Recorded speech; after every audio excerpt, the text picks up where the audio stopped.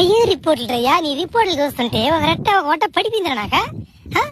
ఏందా జబ్బు మాకే అంత తెలవడం లేదే.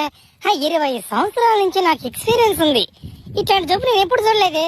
అసలు ఏం జరిగింది సార్? నేను వర్షం వస్తున్నాను సార్, ఆ వర్షం నడుచుకుంటూ వస్తున్నాను సార్. నేను సడన్ గా నా మీద మెరుపు పడిపోయింది సార్, అప్పటాంచి వాటిని అయిపోయింది సార్ నాకు. ఏంది మెరుపు నీ మీద పడిపోయిందా? మెరుపు నీ మీద పడినా కానీ బతికే ఉన్నాను ఇంకా. ఓరే నాయన, నువ్వు మనిషివి కాదురా నాయన, మనం మృగనివిరా. సరే, నీకు వచ్చిన జబ్బు ఏంటంటే పేరు లేదు, దానికి పేరు ఇంకా పెట్టలేదు అని చెప్తాను.